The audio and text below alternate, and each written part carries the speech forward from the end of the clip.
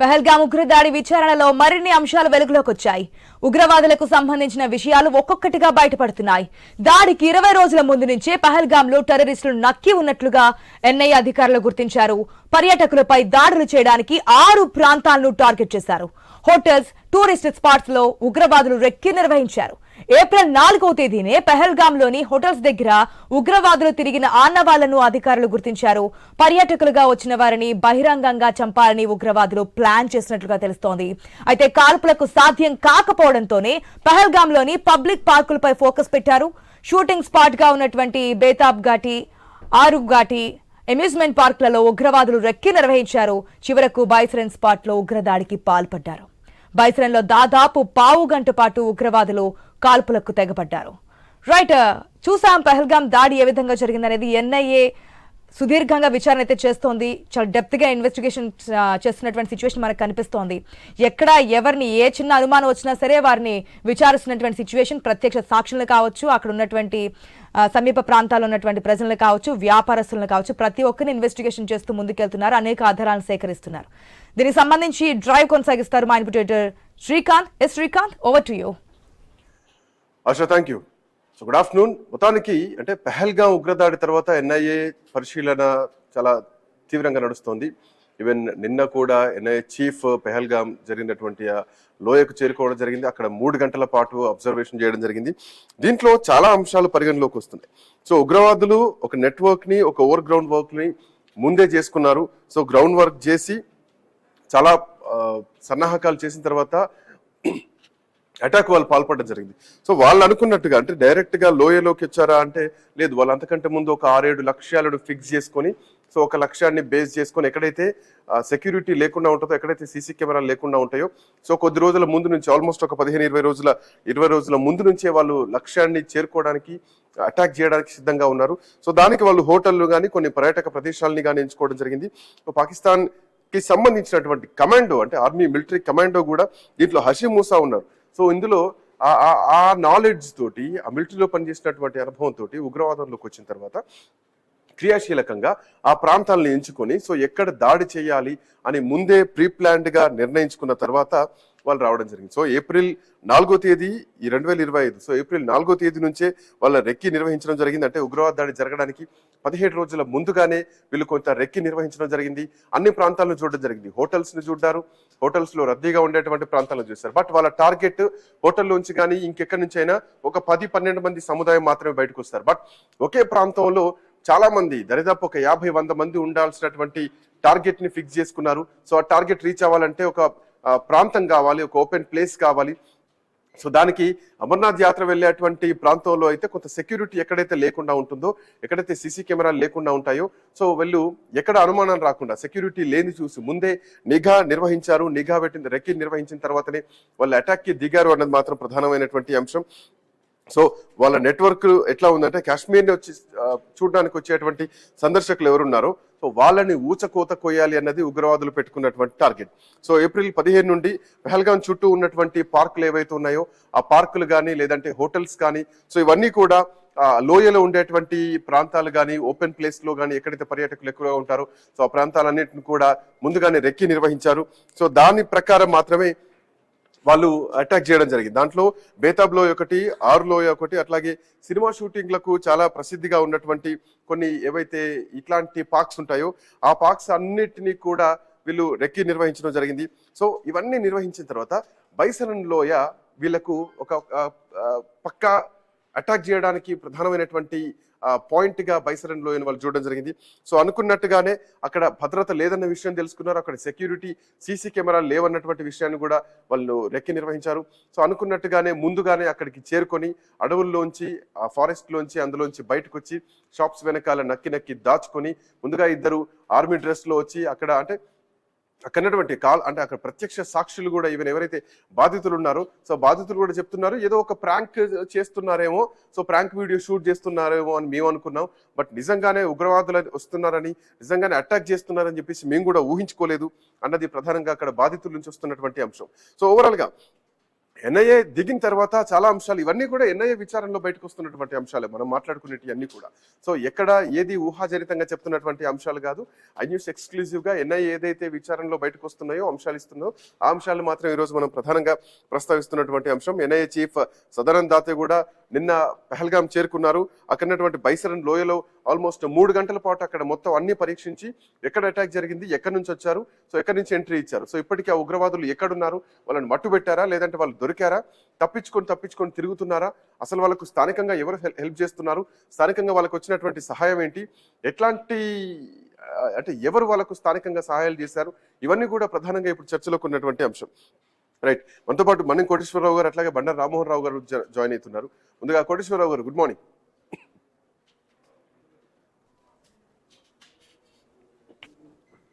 కోటేశ్వరరావు గారు వినిపిస్తుందా? వినిపిస్తుంది. కోటేశ్వరరావు గారు, నేను ఇప్పటి వరకు కొన్ని అంశాలని ప్రస్తావించడం జరిగింది. ఎన్ఐఏ ఏదైతే విచారణలో భాగంగా కొన్ని అంశాలని బయటకు లీక్ చేస్తోందో, సో దరిదాపు ఒక 17 రోజుల ముందే రెక్కి నిర్వహించారు. వాళ్ళ ప్రాంతాన్ని పూర్తిగా జల్లెడబట్టారు. అండ్ ఆర్మీ నుంచి కమాండర్ గా బయట ఉన్నటువంటి వ్యక్తి దీంట్లో ప్రధానంగా ఉన్నారు. సో ఉగ్రవాద చర్యల్లో కీలకంగా ఉన్నారు. సో ఆ తెలివిని ఉపయోగించారు. ఎక్కడ ఆర్మీ వీక్ ఉంటుంది, ఎక్కడ సెక్యూరిటీ వీక్ గా ఉంటుంది, ఎక్కడ సీసీ కెమెరాలు లేవు, సో ఇవన్నీ ముందుగా నిర్వహించిన తర్వాతనే రెక్కి నిర్వహించారు. అంటే ఇక్కడ పాయింట్ ఏంటంటే, సో భద్రతా వైఫల్యం కనిపిస్తోంది అన్నది ఒకటి, 20 రోజుల నుంచి రెక్కి నిర్వహిస్తున్నారు, ఎక్కడ మనం వీక్ ఉన్నాం అన్నది ప్రధానంగా వాళ్ళు మొత్తం దృష్టి పెట్టిన తర్వాతనే అటాక్ దిగారు. సో ఎట్లా చూడొచ్చు కోటేశ్వరరావు గారు? ఇప్పుడు దాడికి ముందే కొద్ది వారాల ముందే మేము ఏప్రిల్లో దాడులు చేస్తామని చెప్పేసి ఉగ్రవాదులు ప్రకటించినట్టు కూడా వార్తలు వచ్చాయి. అంటే వాళ్ళు ఎప్పటి నుంచో 20 రోజుల, నెల రోజుల, ఇంకా అంతకు ఎక్కువైనా అనేటువంటిది మనకి స్పష్టంగా కనిపిస్తూ ఉంది. ఎగ్జాక్ట్లీ. రెండోది, ఇప్పుడు ఎన్ఐఏ చెప్తున్నటువంటి అంశాలను బట్టి వాళ్ళు కనీసం ఒక 6 డజన్ ప్రాంతాల్లో ఇటువంటి దారుణ దమనకాండ జరపడానికి, హత్యలు చేయడానికి ఒక 6-7 టార్గెట్స్ ని ఎంచుకొని రెక్కీ నిర్వహించారనేది చెప్తున్నారు. అవన్నీ వాళ్ళు నిర్వహించినటువంటి రెక్కీలు లేదా ఇప్పుడు జరిగినటువంటి ఆ దాడి జరిగినటువంటి తీరు చూసినప్పుడు, ఇప్పుడు ఏదైతే మీడియాలో లేదా పెద్ద ఎత్తున ప్రచారం చేసి హిందువులుగానే వాళ్ళని గుర్తించి లేదా బట్టలు ఎప్పించి చూసి చేశారు అనేటువంటిది బహుశా ఆఫ్టర్ థాట్స్. అంటే దాన్ని ఎంచుకున్న తర్వాత వాళ్ళకి ఇక్కడైతే సేఫ్, మనం ఎంతసేపు ఎవరిని ఏం చేసినా గానీ మనకి అడ్డు ఉండదు అనేటువంటిది అట్లా కనిపిస్తా ఉంది. అదే అమ్యూజ్మెంట్ పార్కు లేకపోతే హోటల్స్ లేదా రద్దీగా ఉండేటువంటి ఇతర ప్రాంతాల్లో ఆ విధంగా చేయడానికి సమయం ఉండదు అనేటువంటిది కూడా వాళ్ళకి తెలుసు. అందుకని ఈ మొత్తం ఇంకా అనేకమైనటువంటి విషయాలు, అనేక కోణాలు దీనిలో బయటకు రావాల్సి ఉందనేది మనకి స్పష్టంగా కనిపిస్తుంది. ఎన్ఐఏ ఉదంతం జరిగిన తర్వాత విచారణ జరుగుతుంది, దానిలో నిజాలను బయటపడుతుంది, ఇవన్నీ సరే. అందుకని ఇవన్నీ చూసినప్పుడు ఇప్పటికీ మళ్ళా ఈ చర్చ జరుగుతున్నంత కాలం మరి ఇంత జరుగుతూ ఉంటే మన నిఘా సంస్థలు ఏం చేస్తున్నాయి అనేటువంటి ప్రశ్నకే మళ్ళా వెళ్ళాల్సి వస్తా ఉంది. దానికి సమాధానం ఇంతవరకు రాలేదు. అందుకని మీరు చెప్పినట్టుగా ఇప్పుడు ఈ జరుగుతున్నటువంటి విచారణ అంతా కూడా జనానికి తెలియాల్సిందే. కానీ పోస్ట్ మార్టం రోగి చనిపోయిన తర్వాత ఎట్లా చనిపోయాడు ఏమిటనేది తెలుసుకున్నంత మాత్రాన బాధితులకి, కుటుంబాలకి తెలిసేది ఏం లేదు, దేశానికి కూడా ఉరిగేది ఏం లేదు. అందుకని ఇప్పటికైనా ఇంకా వాళ్ళు లోయలోనే ఉన్నారు, లోయ దాటలేదు. ఎందుకు అంటే భద్రతా దళాలు ఆ ఉదంతం జరిగిన తర్వాత మన సరిహద్దులన్నింటినీ మూసివేసి మొత్తం అంతా కూడా జల్లలు పడుతున్నారు అనేది మన అందరికీ తెలుసు. అంటే ఇక్కడ లోయలోనే ఉన్నారు, మన వాళ్ళు జల్లెడబడుతున్నారు, అక్కడి నుంచి తప్పించుకునేటువంటి పరిస్థితి లేదు అన్నది ఇప్పుడు మీరు అన్నారు. అఫ్ కోర్స్ ఈ చర్చ కూడా నడుస్తుంది, దేశం మొత్తం కూడా చర్చిస్తోంది. కాకపోతే ఇంత టెక్నాలజీ ఉండి ఏం చేస్తున్నాం, ఇంత శాటిలైట్ టెక్నాలజీ ఉండి, ఏఐ టెక్నాలజీ ఉండి, డ్రోన్ టెక్నాలజీ ఉండి ఎందుకు దొరకబట్టలేకపోతున్నారు అన్నది ఒక పాయింట్. ఈవెన్ నిన్న ప్రైమ్ టైం డిబేట్ లో కూడా కల్లల్ వివి రావు గారితో మాట్లాడితే అక్కడ ఆయన కొన్ని అంటే ఉగ్రవాదులు ఎట్లా బిహేవ్ చేస్తారు అన్న పాయింట్ కూడా తప్పించుకోవడానికి వాళ్ళు చేస్తున్నటువంటి చర్యలు ఏంటి అన్నది కూడా ఆయన చెప్పడం జరిగింది. బట్ టెక్నాలజీ ఏం చేస్తుంది, లేదంటే దొరికితే దేశానికి చెప్పడానికి ఏవైనా భద్రతా కారణాల రీత్యా చెప్పలేకపోతున్నారు. ఎందుకంటే మన టార్గెట్ ఇప్పుడు ఉగ్రవాదులు దొరకబట్టడంతో పాటు పాకిస్తాన్ ఏకాకి చేయాల్సినటువంటి అవసరం ఉంటుంది. సో ఈ రెండు అంశాల్లో దేశమైన కొంత గోప్యత మెయింటైన్ చేస్తుంది అనుకోవాలా? ఇప్పుడు గోప్యత మెయింటైన్ చేస్తుందా లేదా అనేటువంటిది మనకి తర్వాత తెలుస్తుంది. ఇక్కడ పాయింట్ ఏంటంటే పాక్ ఆక్రమిత కాశ్మీరు అంటే అవతల ఉన్నటువంటి కాశ్మీర్ లో వాళ్ళు కావచ్చు, లేదా యువతలు ఉన్నటువంటి కాశ్మీర్ లో వాళ్ళు కావచ్చు, లేదా పాకిస్తాన్ లో ఉన్నటువంటి ఇతర ప్రాంతాల్లో ఉన్నటువంటి వాళ్ళు కావచ్చు, అందరి వేషభాషలు లేదా ముఖ కవళికలు అన్ని కూడా దాదాపు ఒకే విధంగా ఉంటాయి. ఒకే విధంగా ఉన్నప్పుడు ఇప్పుడు ఎవరి ఉగ్రవాది ఎవరు కాదు అని ఒక 100 మంది, ఒక 5-6 ఉగ్రవాదులు ఒక 1000 మంది సమూహంలో లేకపోతే ఒక పెద్ద ఆ ప్రాంతంలో నివసిస్తూ ఉంటే వెంటనే ఐడెంటిఫై చేయడానికి కూడా టెక్నాలజీ లేకపోతే ఇవన్నీ కూడా అంత తేలిగ్గా కాదు. ఎందుకంటే ఫలానా వాడు ఆల్రెడీ ఒకడు ముఖ కవళికలు ఉండి వాడి వివరాలన్నీ తెలుసుంటే దాంతో సరిపోల్చుకోవడానికి వాడా కాదా అని నిర్ధారించుకోవడానికి మీరు చెప్పినట్టుగా ఆధునికమైనటువంటి టెక్నాలజీ ఇవన్నీ తోడ్పడతాయి. కానీ అసలు వాడెవడో మనకు తెలియనప్పుడు ఎంత ఆధునిక టెక్నాలజీ ఉన్నా ఎన్ని ఆయుధాలు ఉన్నా కానీ మనం ఏం చేయలేము. అందుకనే ఆ అవకాశాన్ని ప్రపంచంలో ఉన్నటువంటి ప్రతి చోట ప్రతి ఉగ్రవాది అలాంటి అవకాశాన్ని ఉపయోగించుకొని జనాన్ని చంపేస్తున్నారు లేదా దాడులు చేస్తున్నారు అనేది మనం గమనించాలి. అందుకని ఇది ఒక సంక్లిష్టమైనటువంటిది. రెండోది ఒక మన దర్యాప్తు సంస్థలకు కానీ లేదా మన భద్రతా సంస్థలకు కానీ ఒక సవాలు ఒకటిదే. ఇదే పరిస్థితి మరొక దేశంలో జరిగినప్పటికీ వాళ్ళకు కూడా సవాలే. ఉదాహరణకు ఇప్పుడు పాకిస్తాన్ అటువంటి సవాల్నే బెలూచిస్తాన్ లో ఉన్నటువంటి ఉగ్రవాదులు లేదా సాయుధుల నుంచి పాకిస్తాన్ కూడా అదే సమస్యను ఎదుర్కొంటా ఉంది.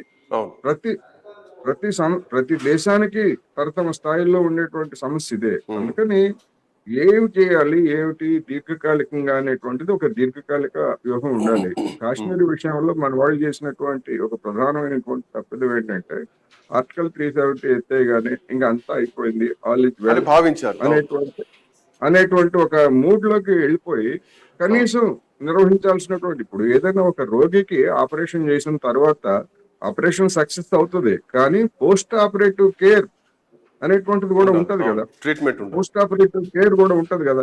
అదే విధంగా అటువంటి కేర్ అవసరమనే బహుశా 5 సంవత్సరాల తర్వాత కూడా ఇప్పటికీ జమ్మూ కాశ్మీర్ కి రాష్ట్ర హోదాని పునరుద్ధరించలేదు కేంద్ర ప్రభుత్వం. ఇంకా కేంద్రం ఆధీనంలోనే ఉంది శాంతి భద్రతలు కానీ సరిహద్దు భద్రతలు ఇవన్నీ. అటువంటప్పుడు మరి ఇంత అప్రమత్తంగా ఎలా ఉన్నారు, ఇంత అజాగ్రత్తగా ఎలా ఉన్నారు అనేటువంటిది వాళ్ళ దేశాన్ని ఆందోళన పరుస్తున్నటువంటి అంశం. రైట్, ఒక్క నిమిషం. రామ్మోహన్ రావు గారు కూడా మనతో జాయిన్ అయ్యారు. బండారు రామ్మోహన్ రావు గారు, గుడ్ ఆఫ్టర్నూన్. రామ్మోహన్ రావు గారు, కొన్ని ప్రశ్నలు వస్తున్నాయి. ఈవెన్ మనం రెగ్యులర్ గా డిబేట్స్ చేస్తున్నాం, దేశం మొత్తం కూడా చర్చ నడుస్తోంది. ఇవి 2 తెలుగు రాష్ట్రాల్లో కూడా ఈ చర్చలు నడుస్తున్నాయి. అండ్ ఉగ్రవాదులు రెక్కీ నిర్వహించారు. అక్కడ ఒక 5-6 పాయింట్లను ఎంచుకొని అక్కడ అంటే ఎన్ఐఏ చెప్తున్నది ఏంటంటే సెల్ఫీ పాయింట్ ఏదైతే ఉందో సెల్ఫీ పాయింట్ నుంచి ఒక 2 కిలోమీటర్ల దూరంలో ఒక పార్క్ ఉంటుంది.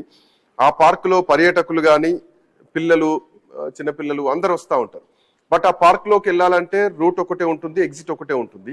దాంట్లోకి వెళ్ళాలంటే టికెట్ తీసుకొని వెళ్ళాల్సినటువంటి పరిస్థితి ఉంటుంది. సో ఇంకోటి ఏంటంటే ఆ పార్క్ పెహల్గాం పోలీస్ స్టేషన్ కు ఒక 500 మీటర్ల దూరంలో ఉంటుంది, అంటే జస్ట్ 1/2 కిలోమీటర్ అంతే. సో అందుకే అక్కడ ఉగ్రవాదులు ఎంచుకోలేదు, ఆ పాయింట్ ఎంచుకోలేదు. ఓపెన్ గా ఉన్నటువంటి ప్లేస్ లో బైసరన్ లోయని ఎంచుకున్నారు. సో ఇవన్నీ రెక్కీలు నిర్వహించుకున్న తర్వాతనే వెళ్ళారు. అండ్ వెళ్ళిన తర్వాత ఉగ్రవాదులు ఏమయ్యారు అన్నటువంటి ప్రశ్నతో పాటు కొన్ని చర్చా కార్యక్రమాల్లో కొన్ని వస్తున్నాయి. కర్రెగుట్టలు సాధ్యమవుతున్నటువంటి ప్రభుత్వానికి కాశ్మీర్ లోయలు సాధ్యం కావడం లేదా, పెహల్గాం లోయ బైసరన్ లోయ సాధ్యం కావట్లేదా, ఏం చేస్తోంది దేశం? అంటే యుద్ధం చేయాలి, ఎట్లాంటి పరిస్థితుల్లో వీళ్ళు దొరికారా, వీళ్ళని వదిలేసి యుద్ధానికి చర్చ చేస్తోందా, దేశం మొత్తం యుద్ధం మీద చర్చించాల్సినటువంటి పరిస్థితి వస్తుందా? ఈ చర్చ నడుస్తోంది, దీన్ని ఎట్లా చూస్తారు రామ్మోహన్ రావు గారు? శ్రీకాంత్ గారు, మీకు కోటేశ్వరరావు గారికి ఐనిస్ ప్రేక్షణ నమస్కారం. నేను కర్రెగుట్ట తర్వాత వస్తాను. మొట్టమొదటిగా ఇక్కడ జరగాల్సింది ఏంటంటే, నేను ఆ ప్రాంతం అంతా చూసిన వాడిని, మీరు చెప్తుంది నా కళ్ళ ముందు అవన్నీ కదులుతున్నాయి, 500 మీటర్ల పోలీస్ స్టేషన్ లో కదులుతున్నాయి. కనుక వాళ్ళు ఏం చేశారు, స్పష్టంగా వాళ్ళు ఎన్నుకున్న టార్గెట్ 1 రోజు 2 రోజుల్లో టక్కున వచ్చి ఫ్లాష్ మ్యాప్ లాగా మన కాల్పులు ఇట్లా చేస్తారంటే వచ్చి ఆకస్మికంగా కాల్పులు జరిపి ఇన్స్ట్రక్షన్ రహితంగా జరిపి వెళ్ళిపోతుంటారు. అది ఫ్లాష్ మ్యాప్ కాల్పు. కానీ ఇది అట్లా కాదు, ల్యాండ్ చేశారు. ల్యాండ్ లో 2 ఉన్నాయి. ఎన్ఐఏ రిపోర్ట్, నేను మీరు అనేది కాదు, అంటే ఇది పూర్తిగా అఫీషియల్ రిపోర్టు. అఫీషియల్ రిపోర్టుని కేంద్ర ప్రభుత్వం చేసిన తప్పుల్ని రిపోర్టు అంటే పక్షపాత రహితంగా ఉంటది కనుక అక్కడ ఏం జరిగింది చెప్తున్నారు వాళ్ళు. దాస్ గారు స్పష్టంగా అక్కడ 20 రోజుల నుంచి రెక్కి నిర్వహించారు.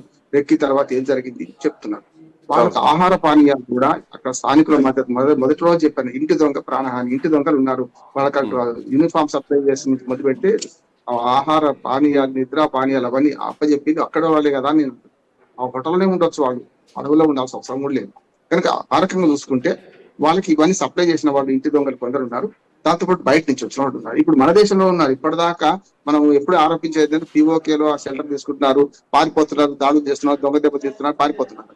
ఇప్పుడు ఏదైతే దాక్కున్న అడవి అయితే ప్రపంచం మీద లేని అమెజాన్ అడవి అయితే కాదు కదా. అయితే కాదు కదా, సౌకర్యాలు ఉండి ఇప్పుడు కర్రెగుట్ట దగ్గరకు వస్తారు. కర్రెగుట్టలలో ఎట్లయితే మీరు దాడులు చేస్తున్నారో అక్కడ స్థావరం, శాశ్వతమైన సైనిక స్థావరం ఏర్పాటు చేయడానికి ప్రయత్నం చేస్తున్నారు. వీళ్ళందరూ కూడా అడవుల్లో ఉండి షెల్టర్ తీసుకొని చేశారని ఎన్ఐ రిపోర్ట్ కనపడుతుంది కదా. ఎందుకు ఇంత అజాగ్రత్తగా ఉన్నారు, అప్రమత్తంగా ఎందుకు లేకుండా పోయినారు? పూర్తిగా భద్రతా వైఫల్యం, కేంద్ర ప్రభుత్వ భద్రతా వైఫల్యం కనపడుతుంది.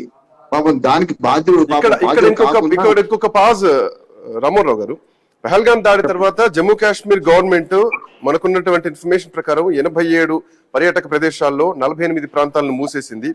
సో ఇప్పుడు ఈ దాడుల తర్వాత బైసరన్ లోయతో పాటు ఆ మార్గంలో ఎక్కడ అంటే ఇప్పటి వరకు సీసీ కెమెరాలు లేవు అక్కడ. సో ఇప్పుడు మళ్ళీ సీసీ కెమెరాలు ఇప్పుడు ఫిట్ చేస్తున్నటువంటి పరిస్థితి. సో ఇది రాష్ట్ర ప్రభుత్వం కూడా అంత నిర్లక్ష్యం కనిపిస్తుంది కదా. ఖచ్చితంగా ఇప్పుడు ఎందుకంటే నేను చెప్తున్నాను, ఇప్పుడు మూసేయడం కాదు, చాలా ముందు చర్యలు తీసుకోవాల్సిన అవసరం ఎందుకు నేను చెప్తాను. రేపు జూలై 3 నుంచి అమర్నాథ్ యాత్ర మొదలవుతుంది కదా. 2 నెలలు మనం జరిగిన దానికి భద్రత ఏర్పాటు చేసుకోవాల్సిన అవసరం ఉన్నది కదా. అంతకుముందు వైష్ణోదేవి కానీ ఇప్పుడు ఇవన్నీ యాత్రా ప్రాంతాలని ఇప్పుడు సీజన్, కాశ్మీర్ సీజన్ మార్చి నుంచి ఏప్రిల్ నుంచే మొదలవుతారు అని చెప్పాను. ఏప్రిల్ లో ఈ తీసుకోవాల్సింది కదా. రెండోది, ఇప్పటిదాకా పిఓకేలో ఉండి విధ్వంసం చేసిన ఉగ్రవాదులు వేరు, మన దేశం లోపల ఉండి ఇప్పుడు కూడా 10 రోజులు అయిపోతున్నా కూడా ఈ ఉగ్రవాదులను మనముందే ఎందుకు పట్టలేకపోతున్నారు? వాళ్ళంట స్థావరాలు మారుస్తున్నారట. ఇప్పుడు ఎంత మహా అయితే ఒక 100 చదరపు కిలోమీటర్, 200 చదరపు కిలోమీటర్లు ఉంటుండొచ్చు. దాన్ని అప్రతిబంధన చేయలేరు వీళ్ళు. పైనుంచి టెక్నాలజీ వచ్చిన తర్వాత కూడా అంటే పూర్తిగా కేంద్ర ప్రభుత్వ వైఫల్యం కనపడుతుంది. కానీ హుందాగా కాశ్మీర్ ముఖ్యమంత్రి ఒమర్ అబ్దుల్లా క్షమాపణ అడగడానికి కూడా సిగ్గుపడుతున్నాను, ఈ బాధ్యతను ఏం తీసుకుంటున్నానని పేరుకున్నాడు పాపం. అంటే ఇక్కడ ఏమైంది, మతపరంగా పోయేటట్టుందని చెప్పి ఓవైసీ మాట్లాడినా, ఒమర్ అబ్దుల్లా మాట్లాడినా జాగ్రత్తగా మాట్లాడుతున్నారు. అంటే అనవసరంగా హిందూ ముస్లిం కొట్లాట అయితే మనమే నష్టపోతామని దానికి మాట్లాడుతున్నారు. బిలావర్ గుట్టో కూడా సరైన మూతోడ్కర్ జవాబు ఎవరిచ్చిండ్రు? ఓవైసీ ఇచ్చిండ్రు, మోడీ ఇవ్వలే. ఇప్పటికి కూడా బిలావర్ గుట్టో మాట్లాడుతుంటే వాడి తాతను ఎవరు చంపిండ్రు, వాడి తల్లిని ఎవరు చంపిండ్రు, అవన్నీ మనం గమనించిన ఉన్నది కదా. మనకైతే ఈ మాట ఓవైసీ చెప్పిండు. ఓవైసీ విషయానికి వచ్చారు కాబట్టి ఓవైసీ ఇందాక అంటే మన డ్రైవ్ స్టార్ట్ అయ్యే టైం కూడా ఓవైసీ మాటల్ని అనుసంధానిస్తూనే స్టార్ట్ కావడం జరిగింది. ఓవైసీ ఏమంటున్నారంటే పిఓకేలోకి వెళ్ళి కొట్టాలి, మనం పిఓకే నుంచే మనం స్టార్ట్ చేయాలి, అక్కడికి వెళ్ళి కూర్చొని యుద్ధం చేయాలి అన్నటువంటి పద్ధతిలో ఆయన మాట్లాడుతున్నారు. సో ఒకవేళ ఆ మాటలు మాట్లాడితే అది మీడియా ముందు మాట్లాడడం ఎట్లా చూడాలి, ప్రభుత్వానికి చెప్పాల్సినటువంటి విధానం ఎట్లా చూడాలి? ఎందుకంటే ఓవైసీ లాంటి వ్యక్తి మాట్లాడితే ఖచ్చితంగా పక్క దేశం దీనిపైన మళ్ళీ అదే రీతిలో రెస్పాండ్ అవుతుంది. సో మళ్ళీ కొన్ని కవింపు చర్యలు దిగుతూ ఉంటారు. సో దీన్ని ఎట్లా చూడొచ్చు? హిందూ ఉగ్రవాదులు దేశంలో ముస్లింలు వేరు, మేం వేరు, అస్ అండ్ మీ అండ్ అజ్ అని ఒకటి ఉన్నది సామెత. ఆ రకంగా వాళ్ళు మేము మీరు అని విభజిస్తున్నారు. మేము మీరు సిద్ధాంతం ఒకటి ఉంది, మేము మీరు అనే దానిలో విభజిస్తున్నారు. కనుక మేము విభజన ఒప్పుకోము, మేము మీతోనే కలిసి ఉన్నాం అని బ్లాంక్ చెక్ ఇస్తుంటే ప్రతిపక్షాలు ఇంక్లూడింగ్ వైఎస్సీ పార్టీ కూడా ఇస్తుంటే వీళ్ళు దాన్ని రిసీవ్ చేసుకోలేకపోతున్నారు అంటున్నాను నేను. అంటే గ్రేట్ అంతా మాకే దక్కాలి, తప్పైతే ప్రతిపక్షాల మీద, ఒప్పు అయితే మాది అనే 3తో మోడీ ప్రభుత్వం పోతుంది అంటున్నాడు. మోడీ ప్రభుత్వం అర్థం చేసుకోవాల్సిందండి, ఇంత బ్లాంక్ చెక్ ఇచ్చినప్పుడు, ఇంత ఒక రకంగా చెప్పిన అందరి ఆలోచనలు ఒకేట ఉన్నప్పుడు వేరే ఉండొచ్చు లోపల, కానీ బయటకైతే ప్రదర్శిస్తుంది కదా. దాన్ని ఎందుకు వీళ్ళు రిసీవ్ చేసుకుంటలేకపోతున్నారు? స్నేహస్తం అందిస్తే నువ్వు చేతులు కట్టుకుని ఉంటున్నావు అంటున్నాను. స్నేహస్తం గట్టిగా కౌగులించుకోండి మీరు. ఇప్పుడు ఆ క్రెడిట్ ఎవరికి దక్కడం సమస్య కాదు. ఇప్పుడు ఏమైతుందంటే ఈ క్రెడిట్ ఎవరు దక్కారనే సంగతి చూస్తున్నాం. కులగణన విషయంలో కదా ఎట్లా కొట్లాడి చూస్తున్నాం, కాకరికి ఈ కాలంలో ప్రాణాలు పోతుంటే కూడా క్రెడిట్ మాకు కావాలని చూస్తున్నది గవర్నమెంట్, తప్పు అంటున్నాను నెంబర్ 1. రెండవది, పిఓకేలు కొట్టాలనే మాట కొంచెం ఆలోచన చేయాల్సిన పాట. ఎందుకంటే పిఓకేతో ఆగదు కదా యుద్ధము. పిఓకేను కొట్టిన క్షణంలో ఇప్పుడు వాళ్ళు మోహరిస్తున్నారు. నేను చెప్పాను కదా, కొట్టక ముందే ఏడ్చే పరిస్థితి వానికి ఉన్నది పాకిస్తాన్ది. పాకిస్తాన్ కూడా ఇంతకుముందు కోటేశ్వరరావు గారు చెప్పినట్టు పూర్తిగా అవును. ఆఫ్ఘనిస్తాన్ నుంచి వాళ్ళకు థ్రెట్ ఉంది, ఇంక్లూడింగ్ ఇంటి దొంగ వాళ్ళకు కూడా బెలూచిస్తాన్ నుంచి థ్రెట్ ఉన్నది. మొన్ననే సైనికులు చంపేశారు, పట్టుకుని మరీ చంపేశారు. కిడ్నాప్ తర్వాత చాలా రోజుల క్రితం రైలు కిడ్నాప్ అయింది, నిన్న మొన్న జరిగింది, వాళ్ళ సైనికులు చచ్చిపోయారు కదా. తీవ్రవాదాన్ని ప్రోత్సహిస్తే పాములు పట్టేవాడు పాములతోనే చచ్చిపోతాడు, రకరకాల ఆ వృత్తిలో చచ్చిపోతాడు. ఇది అంతే, వీళ్ళు తీవ్రవాదాన్ని ప్రోత్సహిస్తున్నారు, తీవ్రవాదంతో చచ్చిపోతున్నారు. అందుకని ఏంటి అంటే ఆ ఓవైసీ అనే మాటలను మనం అట్లేదు ఓవైసీ ఎందుకు, ఇటు హిందూ తీవ్రవాదులు అదే మాట్లాడుతున్నారు. కొట్టేయండి, వాళ్ళు చంపేయండి, పోండి, పోయి లాహోర్ పోయి దాడి చేయండి అంటున్నారు. అంటే ఈజీ కాదు. యుద్ధము మొదలు పెట్టడం మన చేతిలో ఉంది కానీ ముగించడం మన చేతిలో లేదు. అందుకని అమెరికా లాంటి దేశం కూడా మళ్ళీ సరాగాలు మనకు సనుగులు మొదలైన ఇప్పటికే ఇద్దరు మిత్రులేనట. ఇద్దరు మిత్రులలో మీరు అంతర్జాతీయ సంస్థతో ఎంక్వైరీ చేయమంటారు, లేకపోతే ఐక్యరాజ్య సమితికి పంపమంటారు. మన ఎన్ఐఏకి మంచి విశ్వసనీయత ఉన్నది. ఎన్ఐఏ ద్వారా ఇప్పుడు దోషులను పట్టుకోవాలి. ఎన్కౌంటర్ చేయడం మార్గం కాదు, దోషులను పట్టుకొని వీళ్ళ వెనుక ఉన్న వాళ్ళని వాళ్ళతో చెప్పించి, వీళ్ళు టూల్స్ మాత్రమే, కేవలం ఆయుధాలు మాత్రమే. అంటే ఎవరైతే కాల్చిండ్రో వాళ్ళు ఆయుధాలకు ఉపయోగపడ్డ వాళ్ళు మాత్రమే. వీళ్ళని పట్టుకొని అసలైన దోషులను మనం అంతర్జాతీయ ప్రపంచం ముందుకు పెడితేనే మనకు రేపు కేసు ట్రాకింగ్ ఎందుకు లేట్ అవుతుంది అన్నది ఇక్కడ లేట్ అవుతుందా, పట్టుకున్నారా లేదా అన్న విషయాలు ఇంకా బయటకు వస్తున్నటువంటి పరిస్థితి కనిపిస్తలేదు. సరే, ఆర్మీ చేసుకుంటూ వెళ్తా ఉంటుంది. ఇక్కడ పాయింట్ ఏంటంటే బైసరన్ లోయల అల్ట్రాసాట్ సిగ్నల్స్ కూడా గుర్తించబడ్డాయి. ఇదన్నీ ఎన్ఐఏ చెప్తున్నటువంటి పాయింట్. అండ్ మోర్ ఓవర్ 11 గంటల నుంచి 2 గంటల వరకు బైసరన్ లోయలో వాళ్ళు ఎన్ఐఏ అక్కడ ఉంది. ఒక 3D మ్యాపింగ్ కూడా చేయడం జరిగింది. 3D మ్యాపింగ్ తోటి ఉగ్రవాదులు ఎక్కడెక్కడ వాళ్ళు బస చేశారు, ఎక్కడెక్కడ నుంచి ఎంటర్ అయ్యారు, ఎక్కడెక్కడ నుంచి ఎగ్జిట్ అయ్యారు. సో మొత్తం కంప్లీట్ మ్యాప్ అంతా వాళ్ళ దగ్గర ఉంది, ఎన్ఐఏ దగ్గర. ట్రాకింగ్ కి టైం పడుతుంది. సో అంత టెక్నాలజీ మన దగ్గర లేదా? అడవుల్లో టెక్నాలజీ పనిచేయట్లేదా? శాటిలైట్లు ఏం చేస్తున్నాయి? శాటిలైట్ టెక్నాలజీని ఉగ్రవాదులు మహా అయితే తిప్పికొడుతూ 5-6 ఇడియట్స్ ఉగ్రవాదులు వాడితే ఒక దేశం దగ్గర టెక్నాలజీ ఢీకొట్టలేకపోతుందా అన్న ప్రశ్న కనిపిస్తుంది.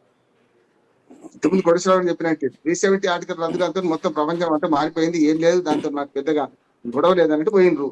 ప్రశాంతంగా ఉంది. అంటే తుఫాను ముందు ప్రశాంతత లాగా ఆగింది. ఇప్పుడు దొంగ దెబ్బ తీశారు అనుకున్నాక కూడా కర్రెగుట్ట గుట్టల్లో పెద్ద సెల్ టవర్ వేస్తున్నారే. ఇప్పుడు ఇక్కడ పర్మనెంట్ ఎందుకు ఆలోచన చేస్తలేరు? నేను ఆ ప్రాంతాలు తిరిగిన వాళ్ళని చెప్తున్నా, చాలా సెల్ ఫోన్లు పనిచేయవు, ఓన్లీ బిఎస్ఎన్ఎల్ పనిచేస్తుంది, మిగతా సెల్ టవర్స్ బైసరన్ లోయలో కూడా సెల్ ఫోన్ సిగ్నల్స్ ఉండవి. అది చెప్పేసి రావు. అందుకని దొంగ పోలీసు ఆట ఆడుతున్నారు శ్రీకాంత్ గారు. సమస్య ఇది ఎంత పట్టుకోబోతున్నారంటే వాళ్ళు తప్పించుకొని పోయిందట. వీళ్ళు ఏం చేస్తున్నట్టు అత్యంత ఇబ్బంది ఎట్లా చేయాలంటే అటుపక్క ఇటుపక్క వేల కిలోమీటర్లు అయితే లేదు కదా, 100-200 కిలోమీటర్లు ఉంటుంది అడవి అంతా కలిస్తే. ఆ అడవిలో తలదాచుకొని 20 రోజులు ఉన్నారని ఎన్ఐఏ పని చేయరు. ఇప్పుడు ఉగ్రవాదులను పనిపట్టే సైన్యం పని వేరు. సైన్యం ఏమో వేటాడుతుంది, ఎన్ఐఏ ఏమో అంటే పోస్ట్ మార్టం చేస్తుంది. డాక్టర్ లాగా చనిపోయినాక చచ్చిపోయినాక పోస్ట్ మార్టం చేస్తుంది. అంతే మనకు ఒకటే మాట చెప్తాను, వాళ్ళ కేంద్ర ప్రభుత్వము ప్రతిపక్షాలు ఇస్తే స్నేహత్వాన్ని అనుకోవాలి. తొందరపడ్డట్లేదు కరెక్ట్ అంటున్నాం. తొందరపడుతూ యుద్ధానికి కాల్దుపోద్దు. మనం వాడి మొదలు దాడి చేసినాకనే మనం మొదలు పెడతాం, కానీ వేగవంతం చేయాలి, ఉగ్రవాదులను పట్టుకోవాలి. Right, thank you Rammohan Rao గారు, థ్యాంక్ యూ మన కోటేశ్వరరావు గారు. సో ఉగ్రవాదుల రెక్కి చాలా పగడ్బందీగా ఉంది. సో ఆల్మోస్ట్ ఒక 17-20 రోజుల నుంచే ఉగ్రవాదులు రెక్కి నిర్వహించారు. ఒక 5-6 ప్రాంతాలను ఎంచుకున్నారు. సో ఏ పార్కుల్లో ఎట్లాంటి క్లిష్టమైనటువంటి పరిస్థితులు ఉన్నాయని చూసి బైసరన్ లోయను ఎంచుకున్నారు. బైసరన్ లోయ అమర్నాథ్ యాత్రకు వెళ్ళేటువంటి రోడ్డుకి అటాచింగ్ గా ఉంటుంది. మోరోవర్ అక్కడ సిగ్నల్స్ వ్యవస్థ అనేది ఉండదు. అండ్ అక్కడి నుంచి అడవికి కనెక్టివిటీ ఉంటుంది. సో అడవిలో ఉండి అడవిలోంచి బయటకు వచ్చి చంపేసి అడవుల్లోకి వెళ్ళిపోయారు. చైనా శాటిలైట్ ఫోన్లను కూడా వాడారు. ఆ సిగ్నల్ వాడినట్టు కూడా ఎన్ఐఏ ఇచ్చినటువంటి రిపోర్ట్లో ఉంది. సో ట్రాక్ చేయడానికి ఇప్పటికే ఎన్ఐఏ ప్రయత్నాలు చేస్తోంది. ఉగ్రవాదులు ఎక్కడున్నారు ఏంటి అన్న విషయాలు ఇంకా అధికారికంగా బయటకైతే రాలేదు. సో ఏమైనా ప్రభుత్వం కొంత నిగూఢం దీంట్లో వ్యవహరిస్తోందా, దీంట్లో కొంత గుప్తంగా ఉండాలన్నటువంటి విషయాన్ని చేస్తోందా, పాకిస్తాన్ని ఏకాకిం చేయడానికి అన్ని విధాలుగా ఆర్థికంగా సైనిక పరంగా నష్టం చేయడానికి భారత ప్రభుత్వం వ్యూహం ఎంతవరకు పనిచేస్తుంది? చాలా అంశాలు ఒక్కొక్క లైన్ ఒక్కొక్క డిస్కషన్ లాగా ఉంటుంది పహల్గామ్ ఉగ్రవాద దాడి తర్వాత. అండ్ ఇప్పుడు జమ్మూ కాశ్మీర్ ప్రభుత్వం ఉమర్ అబ్దుల్లా ఇప్పుడు సీసీ కెమెరాలు ఇప్పుడు పెడుతున్నారు. పర్యాటక ప్రాంతాలు ఇంకా ఇప్పుడు అమర్నాథ్ యాత్ర కూడా ఉన్నటువంటి క్రమంలో ఇప్పుడు ఇంకా సీసీ కెమెరాలు పెడుతున్నారు. ఆల్మోస్ట్ ఒక 48 పర్యాటక ప్రదేశాలను కూడా ఈ దాడి తర్వాత మూసేసినటువంటి పరిస్థితి. చూద్దాం అమర్నాథ్ యాత్రకు ఇప్పుడు ఎట్లాంటి ఫెసిలిటీస్ ఉంటాయి, ప్రభుత్వం ఏం భరోసా ఇస్తుంది భక్తులకు అన్నది చూడాల్సినటువంటి అవసరం ఉంది. That's all for now. Next updates continue అయితే కీప్ వాచింగ్ ఐ న్యూస్.